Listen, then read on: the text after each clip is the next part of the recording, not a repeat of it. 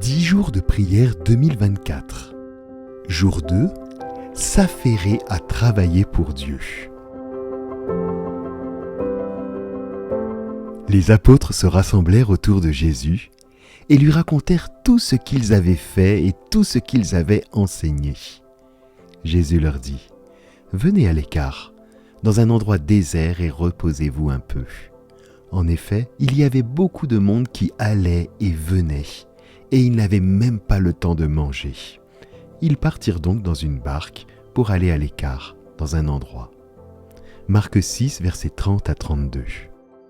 S'activer est la norme dans le monde du travail. Les pressions de notre société actuelle ont imprimé depuis bien longtemps un principe. Plus nous sommes occupés, mieux nous sommes considérés.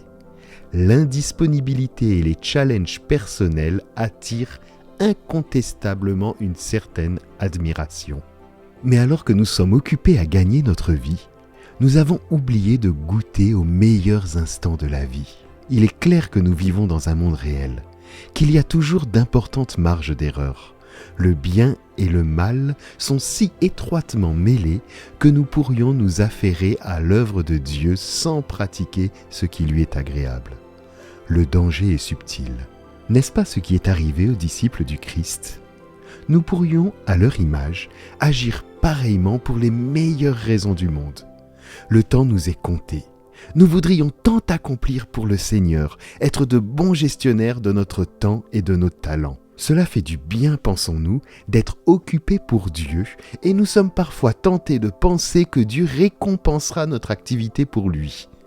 Cependant, nos défis et notre empressement excessif à servir, bien qu'étant motivés par un amour incontestable pour Dieu, paradoxalement, pourraient laisser poindre un certain éloignement spirituel d'avec notre Créateur. C'est ainsi que le lien vivant avec notre Rédempteur pourrait se voir fragilisé. Nos actions, aussi louables soient-elles, sont peut-être accomplies par habitude et non conduites par la puissance du Saint-Esprit. Et plus nous aspirons à bien faire malgré le stress, plus nous estimons être en phase avec le dessein de Dieu.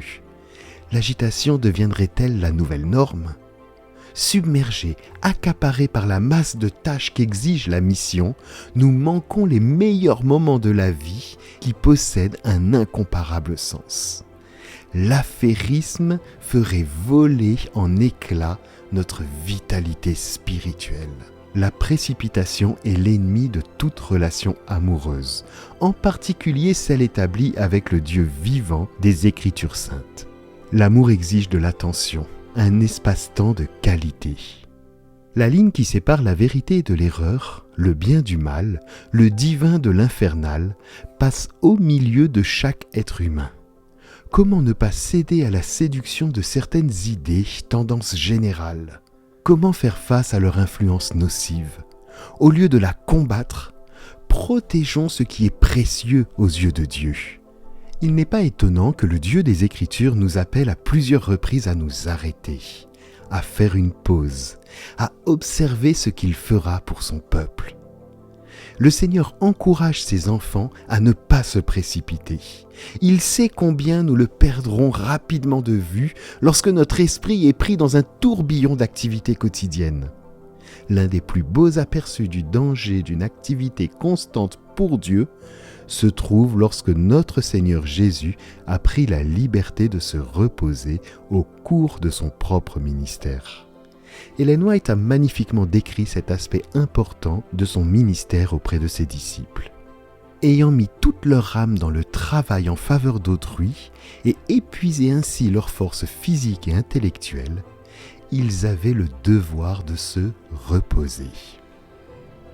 L'activisme compromet la vitalité et l'efficacité spirituelle, au point d'altérer notre amour pour Dieu.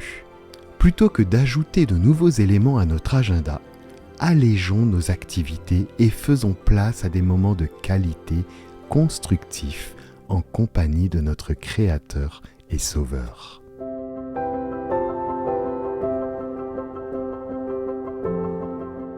Prions avec la promesse biblique en Marc 6, versets 30 à 32. Les apôtres retournèrent auprès de Jésus et lui racontèrent tout ce qu'ils avaient fait et enseigné. Il leur dit : « Venez à l'écart dans un lieu désert, reposez-vous un peu. » Car beaucoup allaient et venaient, et ils n'avaient même pas le temps de manger. Ils s'en allèrent donc seuls dans la barque, dans un lieu désert. Venez à l'écart. Père, nous avons été tellement occupés à ton travail que nous avons oublié qu'il s'agissait de ton œuvre. Merci de nous rappeler que nous avons besoin de nous en éloigner, de prendre une pause, de respirer un instant. Merci de nous rappeler que nous ne sommes pas des machines, mais des êtres humains. Pardonne-nous d'avoir fait de notre activité une idole, ou d'avoir fondé notre valeur sur ce que nous accomplissons pour toi. Ô Dieu, transforme notre activisme en fidèle attachement à ta personne. Vers un lieu désolé. Dieu, nous nous sommes entourés de trop de bruit, de trop de choses, de trop de distractions. Nous mettions notre temps à travailler pour l'Église ou à nous engager dans d'autres activités. Nous reconnaissons notre besoin de prendre du recul afin de passer du temps à nous reposer loin de l'agitation de la vie. Accorde-nous la grâce de réserver chaque jour du temps seul avec toi en nous concentrant sur ce qui compte vraiment. Se reposer un peu. Bien-aimé Jésus, au cours de ton ministère ici-bas, tu comprenais le besoin de repos de l'humanité. Nous te remercions pour l'exemple d'une vie équilibrée à laquelle tu nous invites. Montre-nous la qualité d'un repos efficace et comment l'appliquer régulièrement afin de nous ressourcer et nous recentrer sur les priorités. Amen. Voici les 6 thèmes de prière que nous reprendrons chaque jour. Appuyez sur pause entre chacun d'eux et laissez Dieu vous inspirer les sujets qu'il veut vous mettre à cœur aujourd'hui. Reconnaissance et louange. Remerciez Dieu pour ses bénédictions spécifiques et louez-le pour sa bonté. Confession. Durant quelques minutes, confessez-vous en privé et remerciez Dieu pour son pardon. Conseil.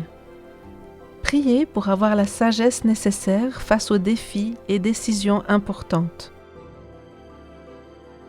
L'Église mondiale. Priez pour les besoins des églises de votre fédération et de l'Église mondiale. L'Église locale. Priez pour les besoins actuels des membres de l'Église, de la famille et des voisins. Écoute et réponse. Prenez le temps d'écouter la voix de Dieu et répondez par la louange ou le chant.